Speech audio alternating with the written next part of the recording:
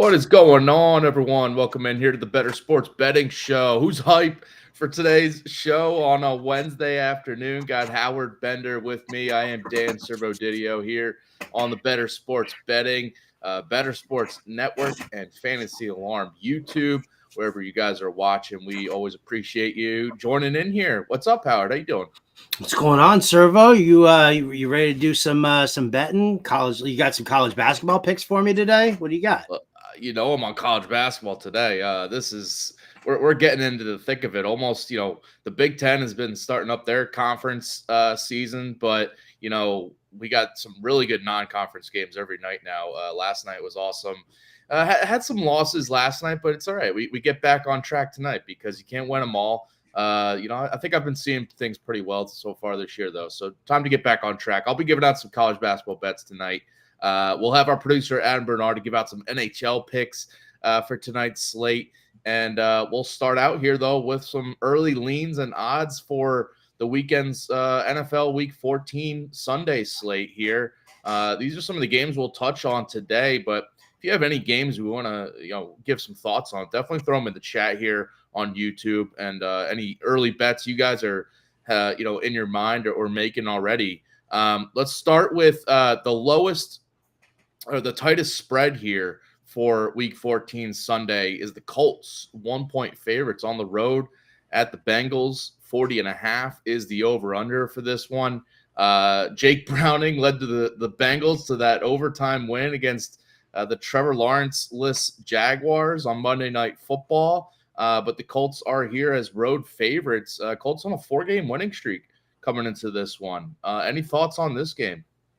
My initial lean is I'm just taking the Colts. If I'm just looking at who's going to win this, listen, Jake Browning had a great game. There's no doubt about it. The Bengals they had a better game plan, and they took advantage of a Jacksonville team that may or may not have just been looking past them. Forget about the fact that, Trevor Lawrence got hurt. That game shouldn't have been as out of hand as it was early on. All of a sudden the Jags can't stop the run? I'm a little bitter about that. I took the Jags as survivor pool. I don't really want to kind of rehash on that, Servo, but nevertheless, I feel like we are kind of overrating Jake Browning. And how many times have we done this, right? Like all of a sudden, Joshua Dobbs was phenomenal, right? And like what's he done? Will Levis, 4 touchdowns in his debut.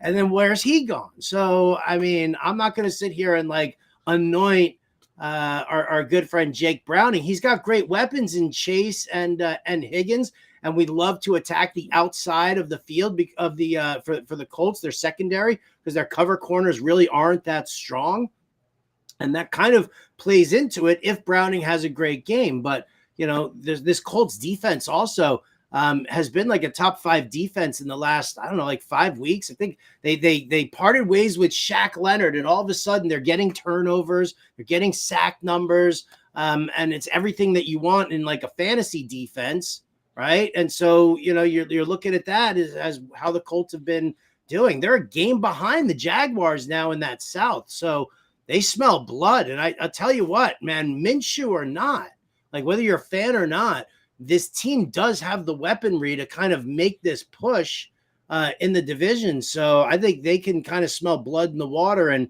I think Jake Browning is going to be less exciting of a player for us to be talking about on Monday. I'm with you on the just kind of a little bit of a letdown from the Jake Browning hype we've gotten this week. He was great in that game. It was against like a shaky Jaguars defense, though. And the Colts defense, as you laid out here, but the other factor here, they're getting Grover Stewart back this week from suspension. They're run-stuffing D tackle, and the run defense has not been as strong in recent weeks with him out, but that's going to be a huge improvement to the run defense here, which I think is a big factor when you're facing, a backup quarterback in Browning, where they probably won't be able to lean on Mixon in the run game as much. You're forcing Browning to make more throws and tougher throws when they're kind of expecting it. The other part of this is we got a couple of bad weather games coming up this weekend, and one of them is here. Rain and about 20-mile-per-hour winds expected in Cincinnati for this game. I think that's going to be issues for both teams offensively, passing-wise. But I have more trust in Minshew right now than Browning. I mean, when we were previewing the Colts, their win total at the beginning of the season, I remember, one of the things I brought up, and I think you agreed with it, was that Minshew is, an above average backup in this league. And if Richardson was going to be out, or if Richardson, had to be benched at some point, Minshew can come in and be a lot better than other backups in the league. And he's proven that here. He's been, he's not like flashy. He's not lighting up, but he's been fine. And the Colts too have, their fair share of weapons to, almost match the Bengals on that side of things. But yeah, I think I'd lean Colts here to keep the win streak going. I think there's a reason they're favored here on the road. Let's definitely keep in mind the weather. I think that's going to be something. It's going to be a factor throughout, right? The Bengals game, the Browns game in Cleveland. I was talking to Andrew Cooper about it over on Alarm Fantasy Football, and he was talking about how it's coming in from the Great Lakes and it's being blown like down and towards everybody. So by the time Sunday hits, all of these games are going to be getting peppered, and if it continues to move in the same, like I'm a freaking weatherman here. I'm like, if it continues to move, who the hell? If it continues to move down this way, where's the green screen behind you and a little map of the U.S.? My wife makes fun of me all the time because I'll be like, I was texting with somebody. She's like, you don't have to mime it while you're saying that you're texting somebody. I'm like, all right. Sorry. All right. I'm an old man. Here we go. Yeah. There's the map for there you. It is. If you're looking that direction, moving westward. No. Bernard, our illustrious producer, thank you so much for that. But anyway, the Jets game at home against the Texans, that's expecting some bad weather. The Ravens game, that's at home. Yeah. There's a lot going on here. I'll crowdsource it with you, Servo. I'm in a survivor pool right now. Are you ready? My 3 best options this week. Is this the one? So I'm assuming this is not the one. You had the Jaguars in your other one, I remember, right? Correct. Yeah. Correct. Oh yeah. Sorry. This other survivor pool, it doesn't exist. Well, it does exist, but it's a friend of mine's. A friend of mine wants to know, Servo, in this secret pool that his wife doesn't know about. His options are he could take the Steelers against the Pats, who everybody can take. He can take the Saints going up at home against the Panthers, right? But you could also use the Saints the following week at home against the Giants. Or he could use the Ravens, who continue to be a minus 350 favorite on the money line, right? Steelers are minus 275. That moved down from minus 300. I've been watching the that aspect of it. So, it's like, does my friend put his trust in Trubisky, right, and the Steelers on a short week with possibly no Najee, or does he trust in the Ravens where nobody else can take the Ravens but him? And this is probably the only time. Well, maybe if you want to say week 18 against the Steelers, but my pick is the Ravens. Looking at the rest of their schedule, because they have the home against the Rams here, but then they get the Jaguars, 49ers, and Dolphins in their next 3. I think it's risky taking them in there, especially if they're on the road at Jacksonville, who might have Trevor Lawrence back, who knows, and on the road at San Fran. I would not take them there. And home against Miami is, that's sneaky tough. And then, a divisional matchup to wrap up the season against Pittsburgh is always tough. So I would be scared to pick them there, especially just with if there's any, situation where if they already have the division or any seeding locked up and maybe they're resting guys. So, I'd go Ravens here. I think, listen, as bad as the Patriots are, I do not trust Trubisky on a short week, especially because the Patriots defense isn't, they're not terrible. I know they're not great this season. They've taken a step back from last year, but that's going to be a low-scoring game. It's going to be an ugly game. Like I would not put it past the Patriots for winning. Pulling that one out. So right, and so here's the funny thing. My friend said this about the pool, that there are 7 of them left. Right, somebody already proposed the chop with a 10% tip to the pool leader, and somebody turned it down. My friend did not. He wasn't the one who turned it down. He just, this is what happened to him. And so now anybody, every of the 7, all of them can take the Steelers. He's the only one who can take the Ravens. 3 of them can take the Saints. It's definitely the Ravens then with that situation. There are 6 of them who can take the Texans as well. And I kind of feel like, well, I always like to take home teams instead of road teams. I have a sneaky suspicion that some people are going to take the Texans, which I'll tell you what, CJ Stroud on the road in bad weather. Yeah. Maybe the Jets get a little boost with Zach Wilson coming up and playing. Maybe that's the upset there, which still has me on the Ravens, but nevertheless. Yeah, that game too has one of those sneaky lines spreads. It's only Texans 4.5. I feel like the Jets are very live to win that game outright. So, right, it's like bad weather game. It's a Zach Wilson's homecoming again. All of a sudden, he saves the Jets, and and then this will be the game where Aaron Rodgers. Yeah, this will be the game where he shows out, and then next week we'll be back to normal for him. So as Adam Bernard says, road teams at this time of year, you definitely have to consider them. Yeah, no doubt. But I have 3 solid home teams, in these matchups. Each one though has a little dirt on it, right? Like a little bit of fungus growing out of it. I think it's a little different though for a road team that normally plays in a dome at home in Houston. And when you have the rookie quarterback situation, as good as Stroud's been, it's still a rookie QB against a very good Jets secondary. That's they're losing games, but their pass defense is still very good. The Texans, you gave them out as one of your bets last week because they were on a string of home games where they've been playing a lot better at home and have that comfortability of at home, but going on the road in New York it's a tough ask. So I'd stay away from the Texans for sure. I'm with the Ravens on that one for the survivor. All right, I will tell my friend, and I'm sure he'll say thank you. All right. How about the biggest spread? And if he has this team available, I'd probably suggest the Dolphins because they are the biggest favorites. They're a lock this week. Yeah, if you still have the Dolphins available in your survivor, 13.5-point favorites here against the Titans. 47.5 is the over/under.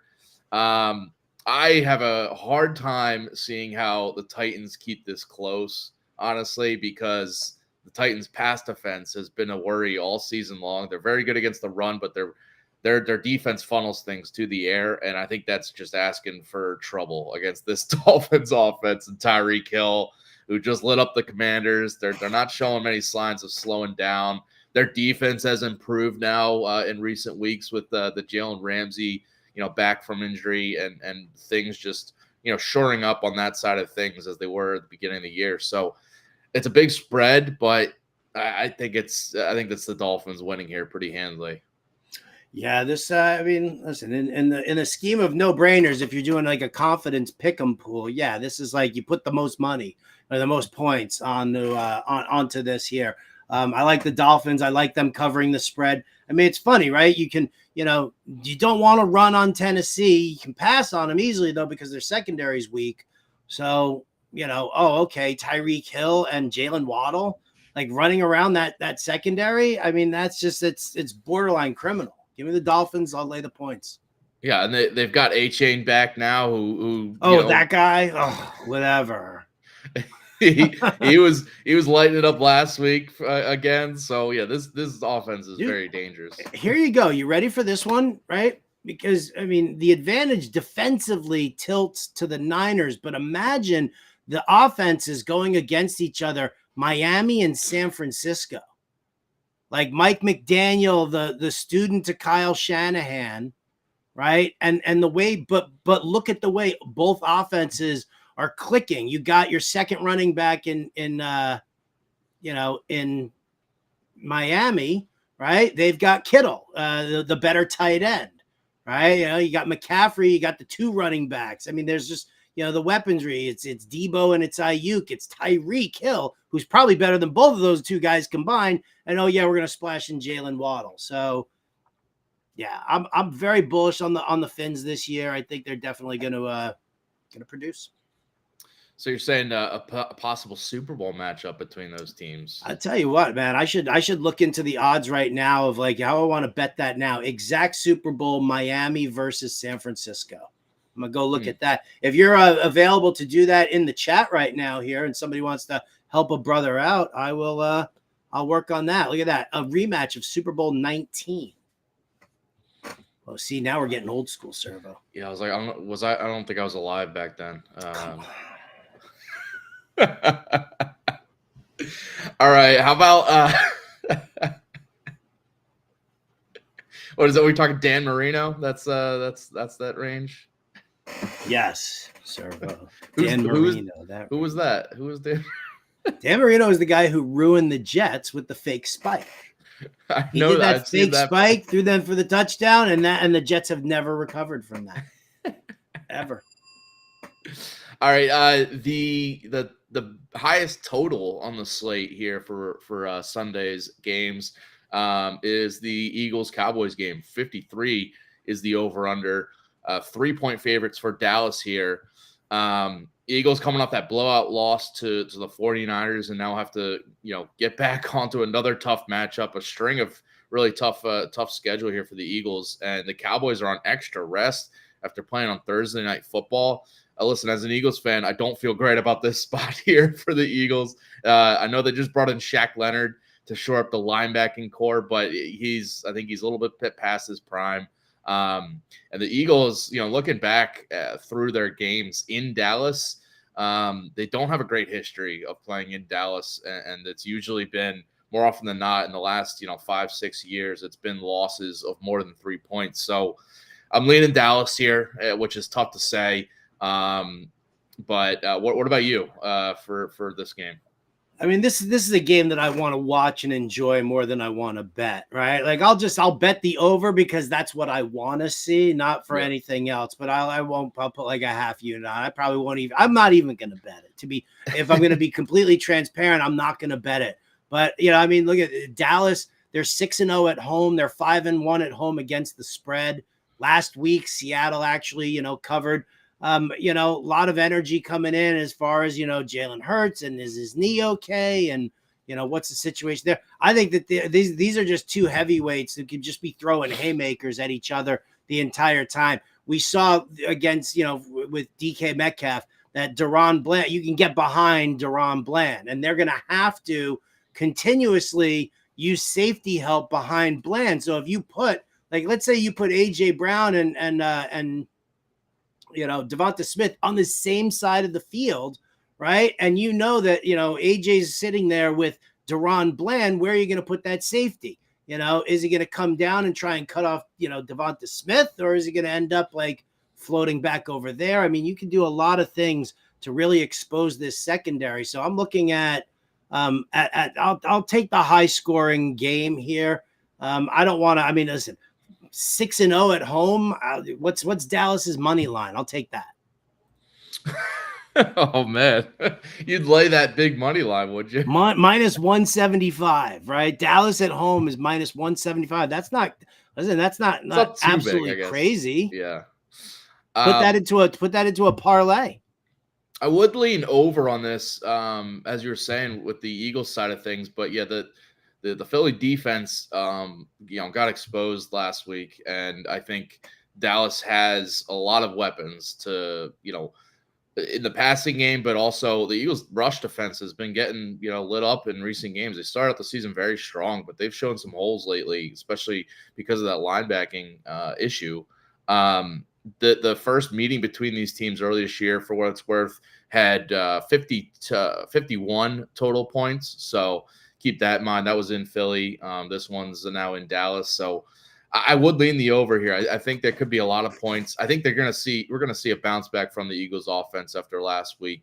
The Hurts injury, he's playing through it. I mean, I saw, what was it? Derek Carr. Did you see his, or David Carr went viral this week saying that the Eagles should bench Hurts and put Mariota in there to get, he said to get Hurts healthy, which I guess you could say that, but I don't think they're benching him for this game. No, I definitely don't think that they're benching him for this game. I mean, I get the reason for it, right? You want to Yeah. you want to go for the Super Bowl, and if he is banged up, listen, you're. I mean, I don't know, the Eagles locked in. If they clinched a playoff spot, No, not yet. But I think they what could like this what do week. they need? What do they need to clinch a playoff spot here? I think they probably need like a Rams loss or another team to lose, but they're getting close. I mean, you could basically pencil them in there.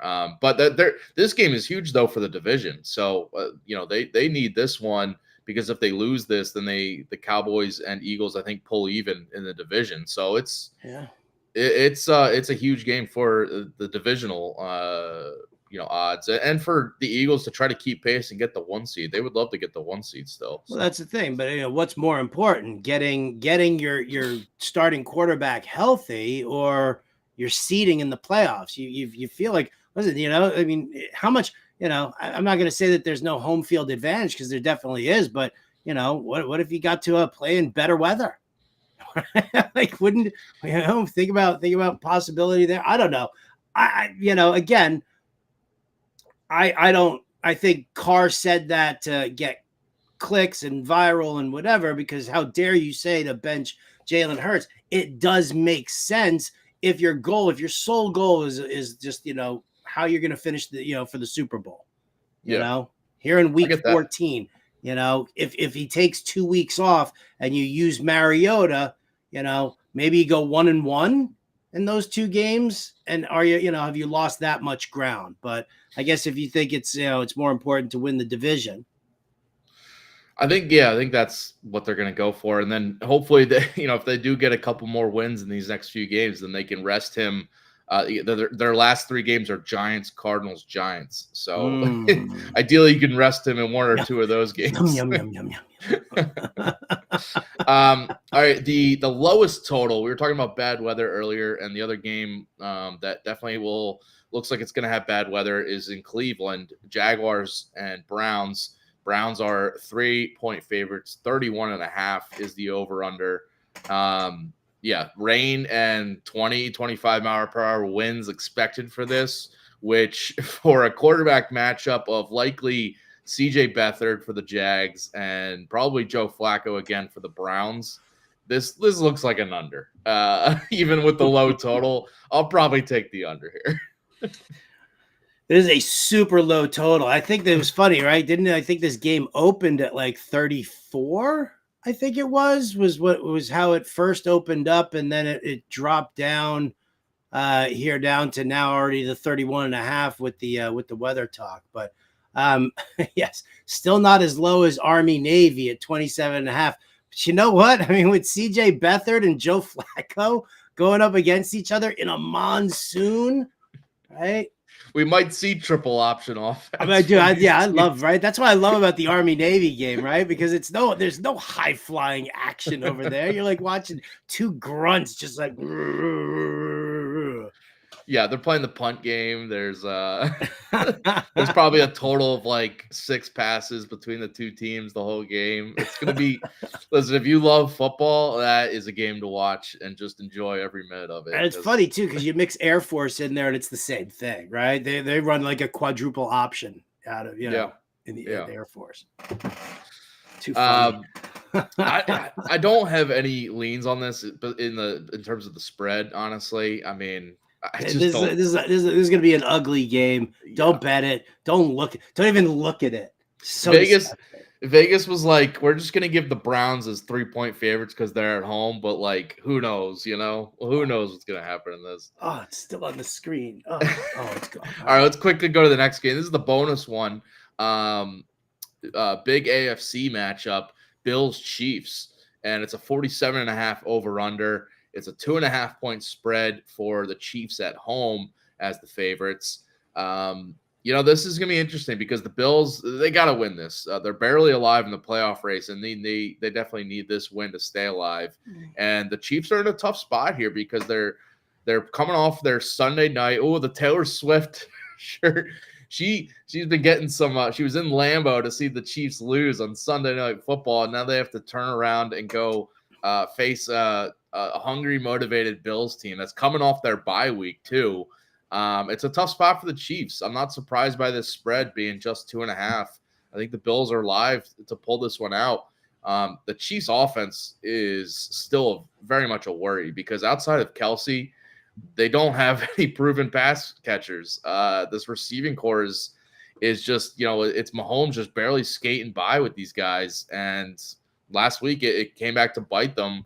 They couldn't keep pace with the Packers on the road. So I'd lean Bills and get those 2.5, maybe pay up for +3 if you want, but I'd lean Bills in this one. What about you? I've got Chiefs at -1.5, and I'm probably just going to I'm going to stick with them on this one. They're a -125 favorite on the money line. It's a close enough spread here. BetMGM giving me the 1.5, and I'll lay that. Again, yeah. I mean, listen, we've seen the Bills in these high flying crazy things, and everybody's down on Patrick Mahomes and what's going to happen.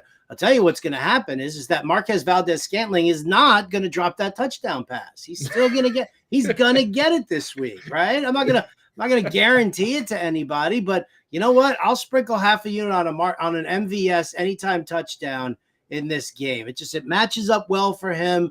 And listen, he's been just taking a pounding for these last 2 games. And you know what? Last game, it wasn't really his fault. He was getting mugged. He was definitely getting mugged. It did not get called and whatever. I mean, listen, it happens. Sometimes it gets called, sometimes it doesn't. But either way, I'm gonna lean Chiefs here because I think that when people start doubting Patrick Mahomes, that's when Patrick Mahomes is like, "Oh, hi, how are you? I'm Patrick Mahomes." You forgot about Dre. Yeah, there it is. There it is. Scott Cobe in the YouTube chat here saying, do you guys think Josh Allen reverts to Superman this week and carries the Bills to a win? It seems like Howard does not see it that way. I do think it's very possible that the Bills win this game outright. Of course it's possible. If it wasn't possible, you guys would be like a -800, Well, yeah. But it's +105 here. It's not even like that great of a bet. I mean, it's plus money, but it's not like plus money. No, but I think there's a reason the money line is that short, even though, so I didn't realize that on BetMGM, it is down to -1.5 for the Chiefs. When I was putting these lines in our doc and prepping for the show, it was 2.5. So the money has been coming in on the Bills. Might be close to a pick 'em by game time. Who knows? I will say on the Josh, you know what? If we were doing this a couple of hours ago, we wouldn't have had this kind of line movement to discuss. True. Well, good thing we're live here at 4:00 Eastern. Food for thought. On the Josh Allen side of things, we've talked about this in the past. When the Bills, coming off a loss, Josh Allen's rushing attempts, rushing yards, him scrambling, making plays with his legs, that increases. I'll probably have a Josh Allen prop on Friday's show, just looking at his rushing, because in games coming off a loss, his rushing and just carries in general definitely see an uptick. And coming off the bye, I feel like there might be a little game plan to get some of that involved, keep the Chiefs defense on their heels a little bit. So why don't you just Venmo me the money that you were going to bet on that? Just Venmo it to me. Why? You've agreed with me on that in the past on Josh Allen's rushing. I have. You don't think it's happening here though? I don't. Listen, I think it's a bet that honestly could cash no matter the score, whether it's the Bills winning, and they're probably doing so with Allen running a little bit more, but also if they're losing and trailing, even though they have to pass more, it's going to be some Allen scrambles to stretch out drives and stuff like that. So yeah, he really needs to though. Like, here's the thing, and I was actually talking to Coop about this because someone asked us fantasy wise about James Cook, and I said, when they made the change at offensive coordinator and they bumped Ken Dorsey, you started to see Cook get more involved. He was seeing greater volume out of carries, which is great, and you want to see that, but what they're doing is they're trying to take the ball out of Josh Allen's hands so much. They don't want him to be Superman, right? You've got Stephon Diggs. Utilize, these, Khalil Shakir, Dalton Kincaid. You've got all of these weapons here at your disposal. There's nothing wrong with just putting the ball into your playmakers' hands. And I think that's kind of what they want to do, which I think is great. And I think that's what the Bills need in order to kind of, get it off of Josh Allen's back. Because, this dude keeps turning the ball over because he's trying to do too much. And that to me is the concern. And then I just think that, as they kind of balance things out or whatever, I think that, Spagnuolo, the Chiefs defensive coordinator, I think he's just got a really good bead, on the Bills. So that's all. That's just kind of where I'm at with that. But yes, could Josh Allen then, run the football a little bit more? Yes, he definitely could if he does try to be Superman. I think, though, that the coaching staff is trying to get him to not be Superman. Fair. Scott in the YouTube chat saying here that you have to think Stephon Diggs is a big game as well, as you were saying. Oh, I'll definitely. Listen, he's going to deal with L'Jarius Sneed a ton, and there's a good chance that they float some safety help in that direction as well. So, but Diggs is one of those guys who just goes out there and earns his money, right? He just boom shows up when he needs to show up, and this is a big game. So yeah, I think Stephon Diggs will have himself a great game. All right, so those are some early leans for Sunday's games. On Friday's show here on Bettor Sports Betting, me and Howard will be giving out our best bets, player props, touchdown predictions, and all that for the weekend's games. So tune back in on Friday for all that. And tomorrow is Thursday Night Football, so we'll definitely, me and James Grande will be giving out our best bets for Thursday's Steelers-Patriots game. Should be an awesome game to talk about. We'll talk about that tomorrow, you and me. But listen, earlier in the show, you said to me you had some college basketball picks. You said you had a bunch. It's a big slate tonight that you're digging. So, talk to me here. Make some picks, dude. Give it. All right. I'm going to start out with my alma mater, the Maryland Terrapins. They're hosting Penn State here. I'm taking Penn State plus the 7.5. I'm worried about Maryland here because their best player, Jameer Young, is questionable to play with an ankle injury that he suffered last game. I have a feeling he might be held out. But even if he does, I think he's going to be limited. And a big part of his game is, explosiveness to the rim, playmaking, shooting threes. I just feel like his overall game might be hindered a little bit. And I think there's a decent chance that he sits because the spread has gone down a little bit from when it opened. So just keep an eye on that, I guess, before you lock in a bet if you want. But either way, I'm going Penn State because as a Maryland guy, I know the history between these teams. And I had to look back to see just how close these games have been. And Penn State has continuously, every single game, played Maryland tough, especially on the road when they're playing at Maryland. They do not back down from this situation. The last 14 games against Maryland, Penn State has not lost by more than this point spread. It's been 7, 6, 5-point losses or outright wins. And that includes all 7 road games at Maryland since the Terps joined the Big Ten. So when they've been these conference rivals, they are playing Maryland tough. And I don't think they're going to back down here. They're coming in hungry anyway because they've lost their last 4 games, including a bad loss at home to Bucknell on Saturday. I think they're hungry to get back in the win column here because their previous 3 losses were all very respectable. Texas A&M, Butler, VCU, all in neutral courts. That Bucknell loss is bad, but this is a team that's lost against good competition. And honestly, if they were at home, they might be slight favorites. Maybe Maryland would be favored, but they're not, I think, 7.5 point, worse, 7.5 points worse than Maryland on like a neutral floor for sure. And as I said, Maryland might be a little hindered here with Jameer Young. Sorry. The big thing for this matchup, take a drink of water there, man. Come on, you're working overtime here on these picks. I just want some damn picks, man. I'm good. The big thing for this matchup is that Maryland has a very good 3-point defense, but they're terrible inside defensively. And this plays right into Penn State's strength as a team because they are, above average inside scoring team, but they don't shoot well from three. So it doesn't really matter that they're having these 3-point issues because they're looking to score inside anyway. And Penn State or Maryland is, undersized in the front court. They have, really good big in Julian Reese, but they don't have much depth outside of him and not much size in general. So I think Penn State can score inside. They have really good backcourt duo, Kanye Cleary and Ace Baldwin. I think that's going to be the difference maker here. And Maryland on the other side is shooting terrible from three, 22.7% from deep this year, which is going to be an issue, I think. And it's not going to help them, stretch out a big lead in this one if they aren't hitting these threes. So, yeah, give me Penn State as the underdog here on the road. Okay, I can dig it. What else? All right, another one here. Wake Forest, minus 3.5 against Rutgers. No. The Demon Deacons? Really? Demon Deacons at home against Rutgers. Yeah, Rutgers. Come on, like New Jersey's finest. No. This is Rutgers' first true road game all season.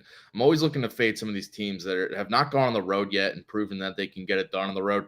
And over the years, under Steve Peichel at Rutgers, they've struggled on the road. They have not consistently won or, kept it very close a lot of times on the road, especially early in the season. So I think it's a worrisome spot here for Rutgers. And it's also a tough sandwich matchup and sandwich spot on their schedule because they just played a conference game against Illinois on Saturday at home, raucous environment, big game for them against Illinois. And their next game coming up on Saturday is against in-state rival Seton Hall. Could see Rutgers looking a little bit past this one to that Seton Hall game because last year Seton Hall beat them by 2 at home, and they've also lost the past 2 years against Seton Hall. So I think Rutgers could be looking a little bit ahead to that game. And Wake, they've had a week off between games, and they had an impressive double-digit win over Florida a week ago, but have now had a week to rest to prepare for this one. The big news today for Wake Forest, if you're a college basketball fan, you've been waiting to see, which players that are second-time transfers will be granted eligibility, have their waiver accepted or denied by the NCAA. And Wake Forest, Efton Reed, their center, transfer from LSU, was at Gonzaga too. He has been granted eligibility now, has been sitting all season, but he's now eligible.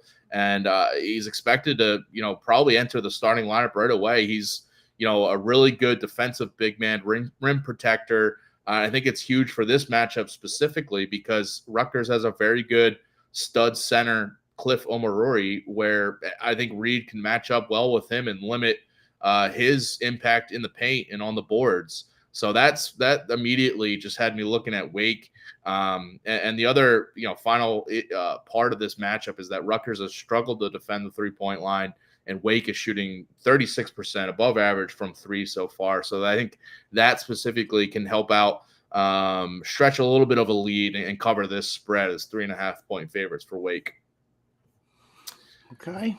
Another one here, SMU as underdogs to Arizona State on the road. I just think this might be a little wrong team favorite situation, and the only reason Arizona State is favored is because they're at home. But I think SMU is the better team. Their 3 losses this season have all been against very good teams and respectable. That they lost the games: Texas A&M, Wisconsin, and Dayton, which are all better teams than what Arizona State is. So I think they're really good battle-tested team coming into this one. And Arizona State, they've also only lost to 2 good teams. Their only 2 losses have been to Mississippi State and BYU. But I just see SMU as the more complete team, and they have a backcourt to match up with Arizona State's strength, which is in the guards, and then in the backcourt with Frankie Collins and Jose Perez. SMU has Zurich Phelps and Chuck Harris, a really good duo in the guard spot to really match up with that, and I think neutralize what Arizona State's strength is on offense.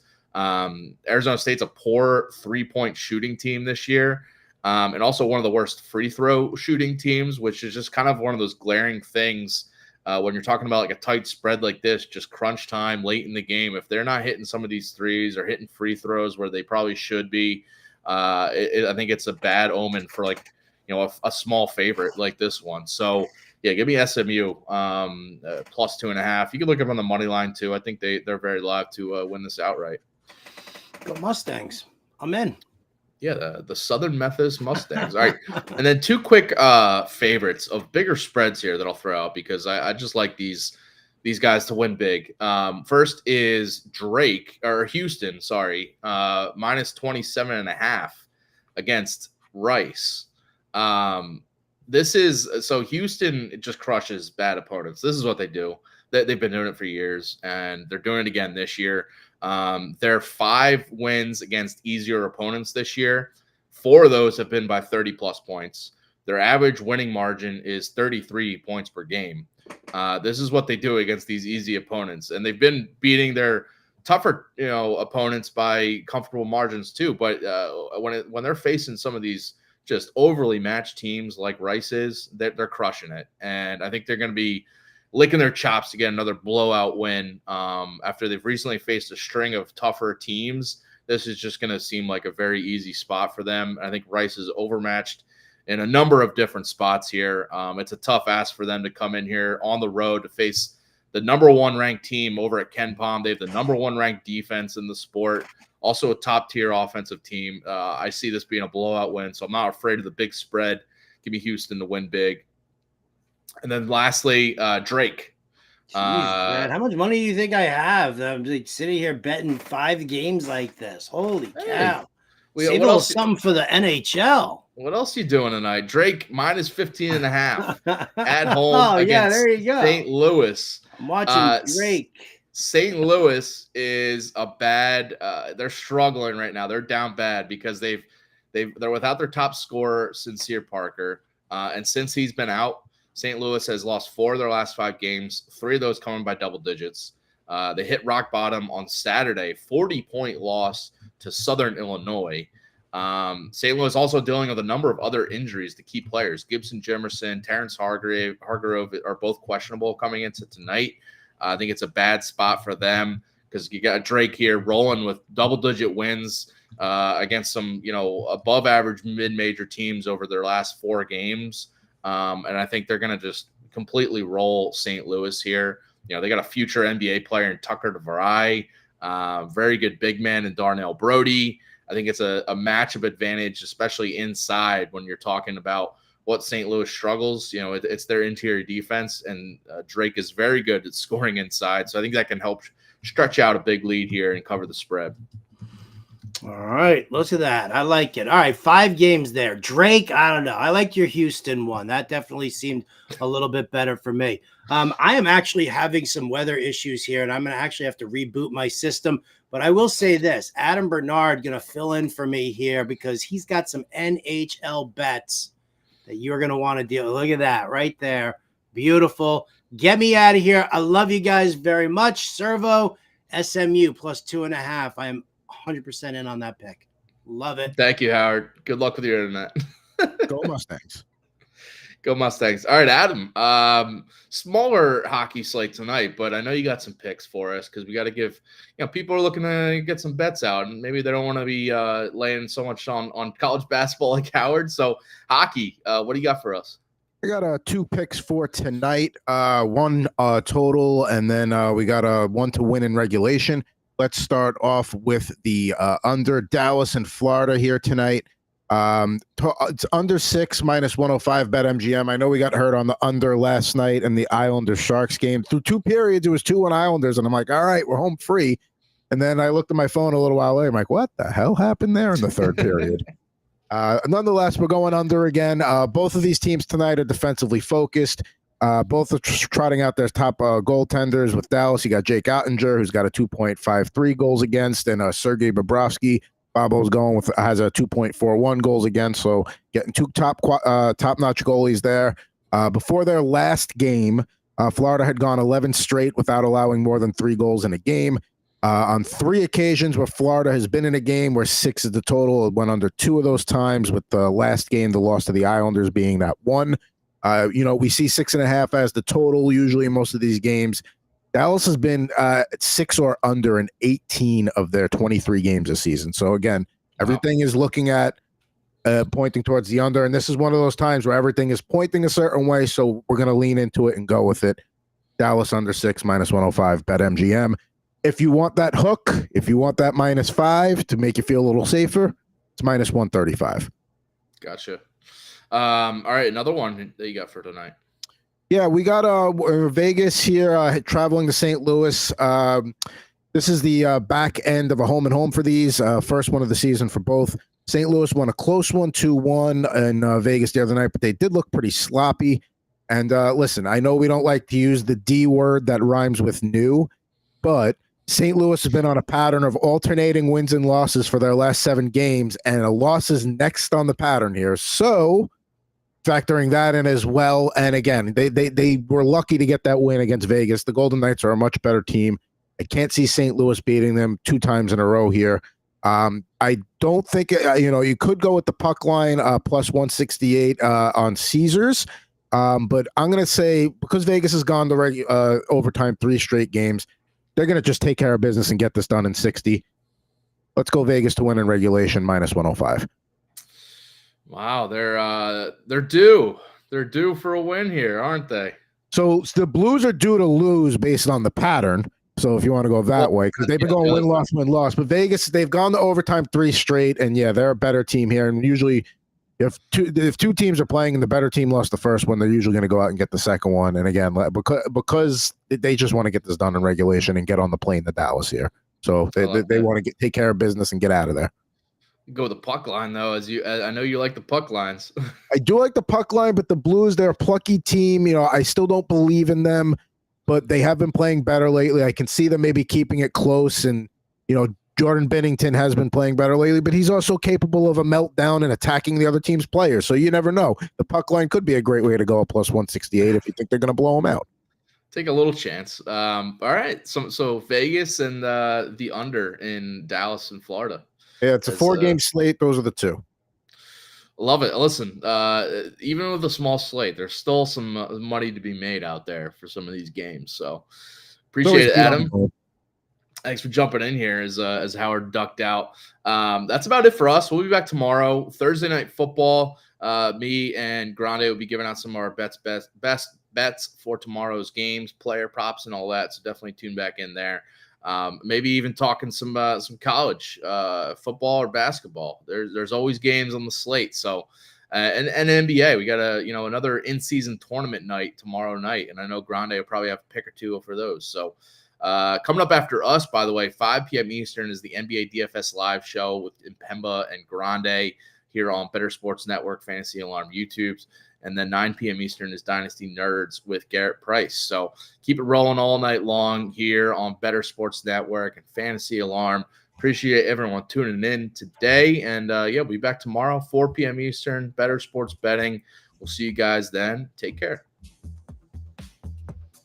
Bettor Sports Betting on the Bettor Sports Network.